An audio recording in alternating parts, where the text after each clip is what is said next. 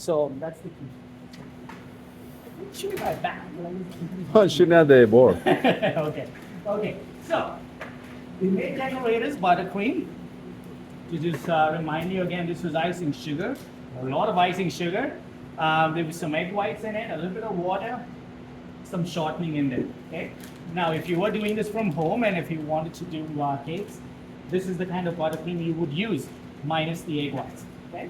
If you feel the texture, it is a little grainy, so you can still feel the icing sugar in there, which might not be the best texture, but for the type of purpose, for the type of work we're going to do with it, it works out. The reason we are using decorators buttercream is because if you compare it with your Swiss or Italian buttercream later on, you will notice definitely the color is a lot whiter, and that's thanks to the icing sugar that you put in. Also, it's much firmer. Okay? So it's easy to work with. You can make flowers with your Swiss or Italian buttercream, but they will be really soft. Also, as you keep working with them, the heat from your hands is going to just keep making it softer and softer. So it gets challenging. That's why decorators buttercream works a lot better, works a lot easier. Okay? So what I'd like you to do is to divide that, not divide, but to take, I didn't measure these, but I can measure them for you to give you an idea. And just eyeball them. And let's see.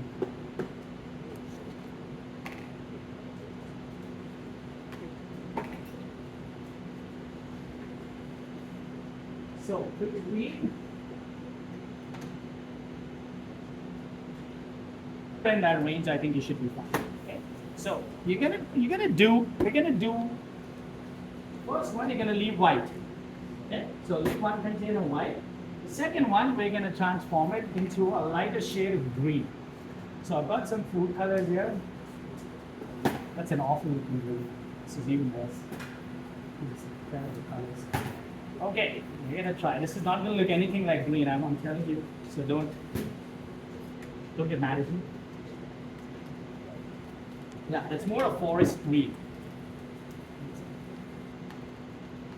Not an ideal looking green, you would say.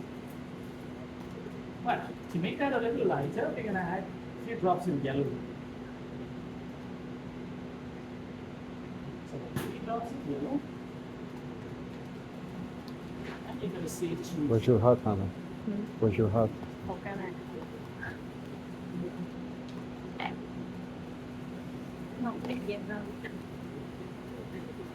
You try already. What? You try already. Try this You, one? you try the hat. Yeah, I can see. So, Nice. this is gonna be for the leaves. Leaf. Leaves, we'll be doing them right on the cake. So even if you make that color last, it's okay. It's totally fine. Just give me a couple of towels from the please. Thank you. Take this one. Thank you. Just give him one. Otherwise, he'll tell me I took away his stuff. Okay. Just like his buttercream. He'll be like, oh, he took away all my buttercream. That goes in. Okay, so. Okay, so the other two colors, I'd like you to choose what you want to do. All right, your choice. Now, on the screen there, I've got a color wheel. Have you worked with it before? Have you seen a color wheel? Maybe in art class? I don't know. Primary school, long time ago, right? You'll find that. It's a great tool to have as a cake decorator, as a pastry artist, because it really helps you balance colors. Okay? So, on the color wheel, you see there are some colors besides each other, there are some colors opposite each other. So what are the colors besides each other called? What are they called? Complementary Complementary is opposite. is opposite. Okay? Next to each other is called analogs. Analog. Now, the difference is, so analog colors, they kind of help, they blend with each other, they work with each other. Right? So if you're looking to make a cake that's very soothing to the eye, right? That's like, like, oh, this is so pretty. Like, let's say a fall cake. Right? If you look at that, a fall cake, if that's your theme, you can probably pick the orange along with the two browns kind of, besides it, right? That would give you a really nice fall themed cake. So analogs are great if you want your cakes to be low key, if you want them to just kind of, be soothing to the eyes. If you look at complementary colors, they are opposite each other.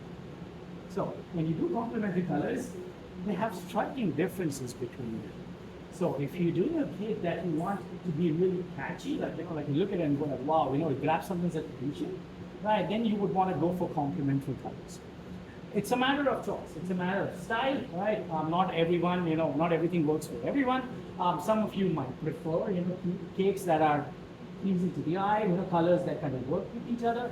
Some of you might like a really bright, really fun. So you can make that choice. If you're doing complementary colors, you can pick one color and then pick another which is opposite that. Okay? And those are the two flowers you need. If you want to do analogs, pick a color and pick one of the colors besides. Totally your choice. So I'm probably going to do, so let's say I'll do maybe a purple and I prefer kind of analog, so I'll do purple and maybe a little bit of blue with that. So violet, so that one. So I'm going to color that.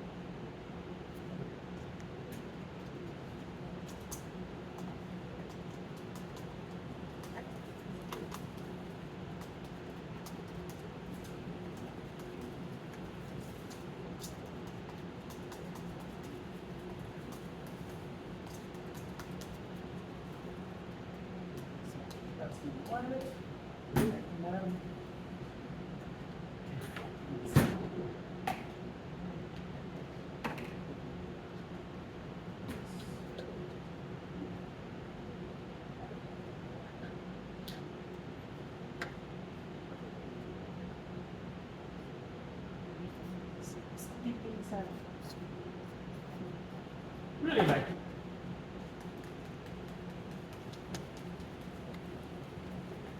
Decorators, Buttercream. The icing, the color mixes in pretty well. It goes quick. Couple of reasons. It has some water in it. Right. That's what helps that color to dissolve. It also has a lot of icing sugar, which is grainy. So as you mix it, the icing sugar does absorb the color. Right. If I were to do the same thing with my Swiss buttercream, let me show you what happens. I'm gonna, it's too much because I need some. And then let's try and do, I don't know why I picked blue and that was like the least color I have. Maybe I should switch. To the white.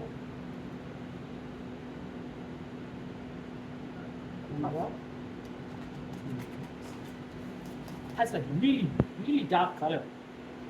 With this kind of a buttercream, something you're going to notice is no matter how much color you add, right, it just won't get dark enough sometimes. It's not like the real purple that you're looking for.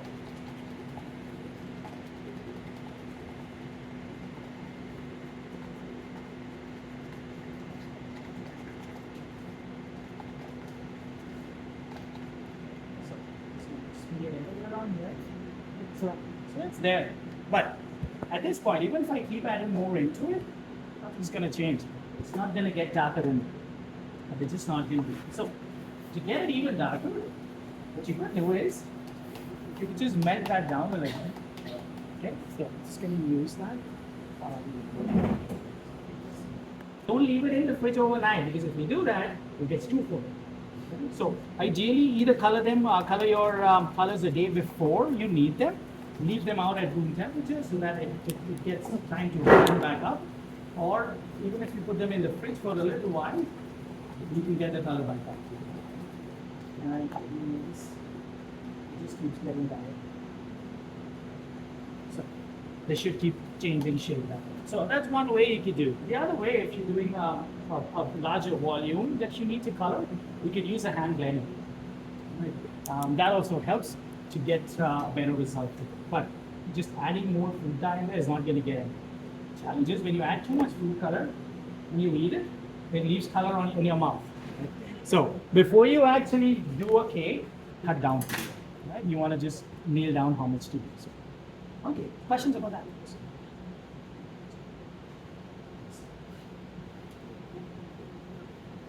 So, okay, so what I think we're going to do today is, folks, have your cakes done. You're going to spend the rest of the time, so about an hour, 45 minutes today, just working on practicing flowers. Okay? Don't worry about finishing the cake today. We'll do that tomorrow. If you're not getting the flowers today, come tomorrow we continue practicing them.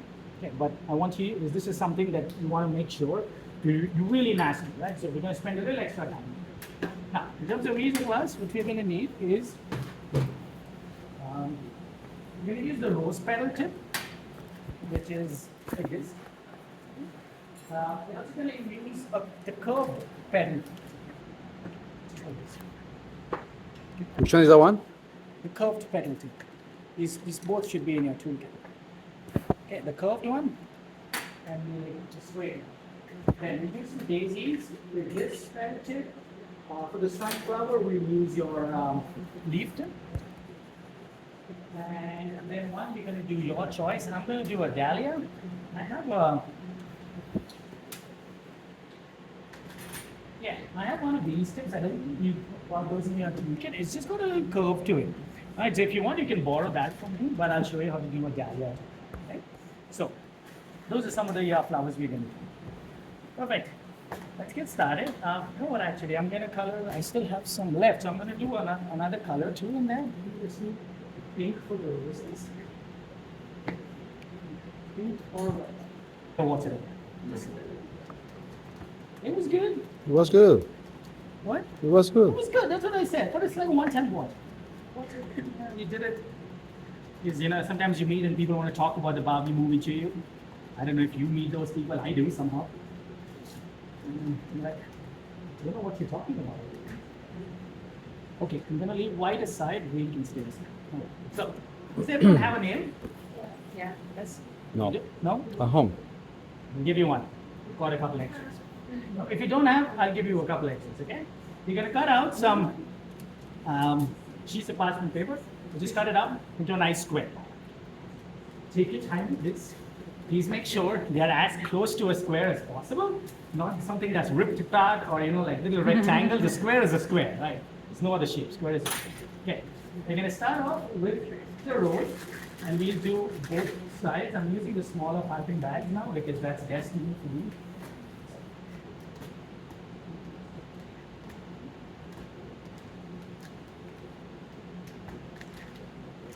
You're working with these buttercreams, try not to have too much in your bag, right? The more icing you have, the difficult it is for you to control. So, lesser, the better. You're also going to keep your icing nice and stiff, make the task a lot easier. So this one, take your nail, put a little bit of buttercream on it, just so you can stick the parchment paper. Okay? Now, we're going to start off with the thick side, or the wider side, down. The smaller end is going to be facing up. Okay. And when you move this, this is going to be your motion. You're just going to tip. So you're going to go right to the center. Make sure the bottom's touching. Get a nice grip on there. You're going to start to apply and turn at the same time.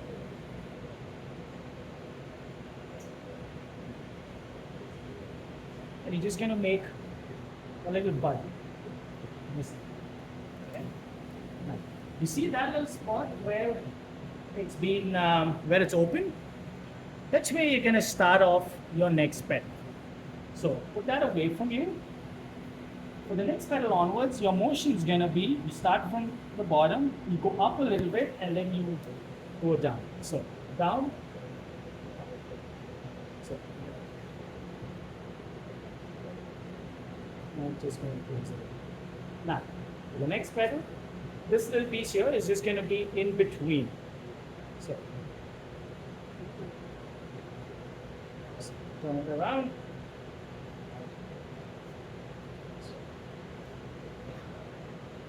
I can see a lot of confusion, and that's okay.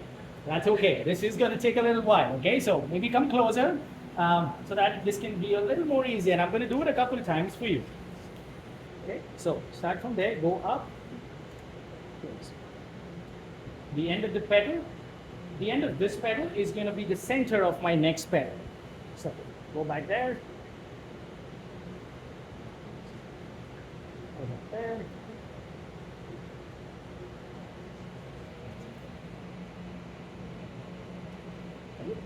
Now, the other important thing is to know when to stop. if you keep going, it's not a rose anymore. It's now like a cabbage or something. Cabbage. So, yeah, so you want to know when exactly to stop. Okay, size is crucial. Instead of doing one or two big flowers, I would do little tiny flowers, have more of them, so that they cover more area. They look a lot cute. Okay, so let's do that one more time. And then buttercream.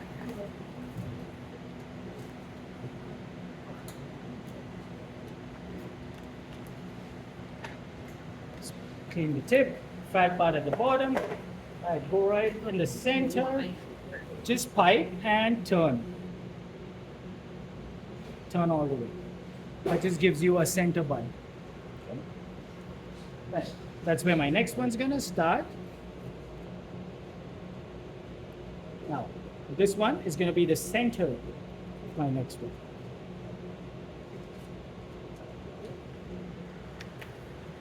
And the motion is, it's kind of like a curve.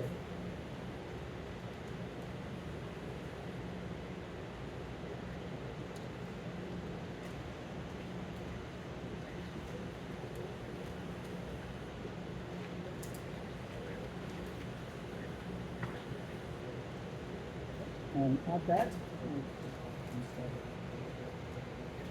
So that's going to be number one for you to try. Number two, we use the curve tip. And this time I'm just going to do a little variation to it. Just going to put it in. Take some more.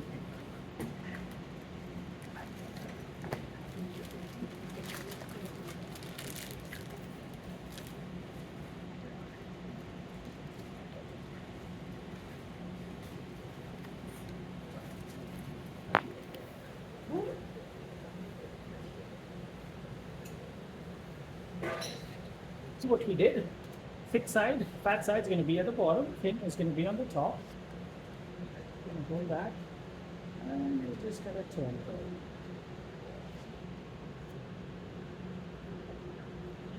Get a little centered up, okay? As that center bar is done,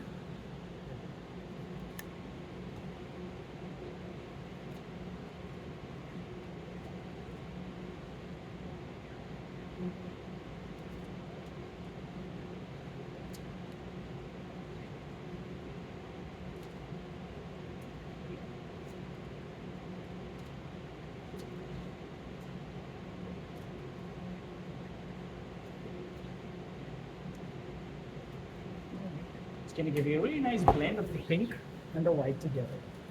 The difference, as you can see, with this tip, the petals close in a little bit. With the other one that we did, they open up. So that's the one little difference that you're going to notice.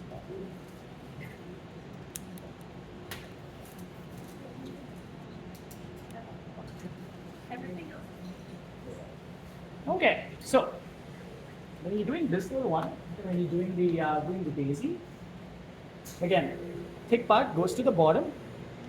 When you do this, the angle of your hand is going to determine how the flower looks. So I'll show you both ways. Right now, I'm going pretty flat. You see, it's almost, you can say like a 70-degree angle, kind of. So it's really, really, towards the parchment paper. With the thick side, just in the center, you're going to pipe away from you and then pull it back. Right, so the motion is just go up, turn, come back. Turn it around. And you're going to keep doing that till you go all over.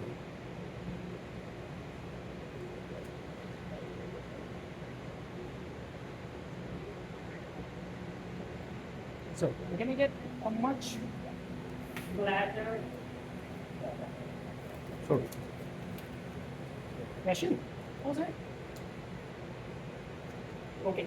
Now, if you change that angle, right, and you keep it slightly higher, you notice the petal begins to come a lot upward.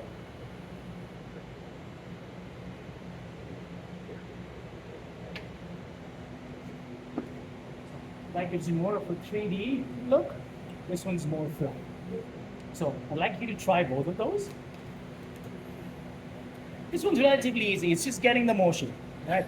And what's going to be good is, when you do this, I'll be around, so, it'll be a lot. So pull it in the center and just pull your way out.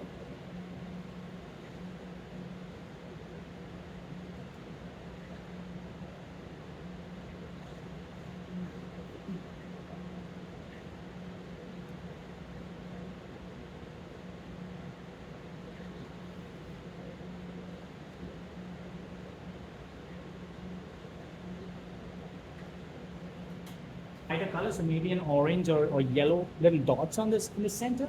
With this one, it's more like a brown, or maybe even a white, just to kind of go. So I would suggest when you're trying to put dots in the center, you can go complementary colors, just so it's going to be a little more catchy. Okay, let's do that once more. So start off from the center, and you're just going to pull it away from you. When you're doing this, the larger cuts are to the sides. Okay, hold, and then stop. And then just going to overlap. Try and keep them above the same thickness.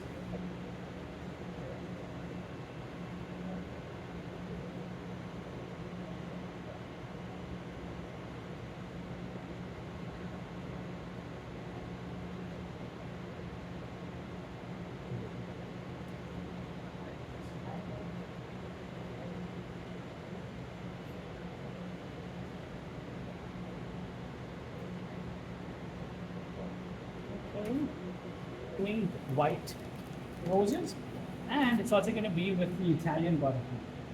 So with this, it's going to help you to get the motion going, because it's going to be a lot easier. Tomorrow when we do the Italian buttercream, we'll also start practice with capstone. That time we do it with Italian buttercream. A little more tricky, but nevertheless, definitely do it.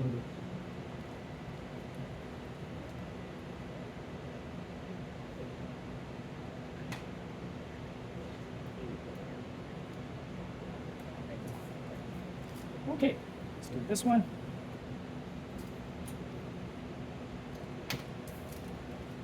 Okay, so for a dahlia, when you're using this curved tip, the first thing you want to do is use a little mountain in the center. Okay, then with the curve facing, you're just going to pull it.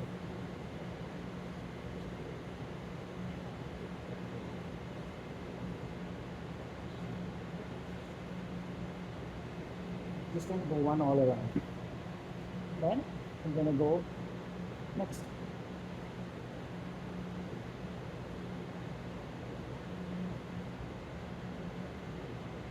And then and there.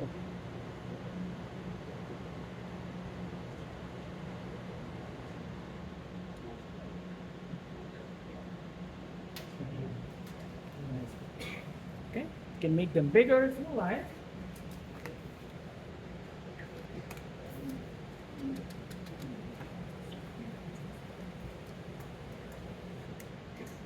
So you can just make the center a little bit bigger.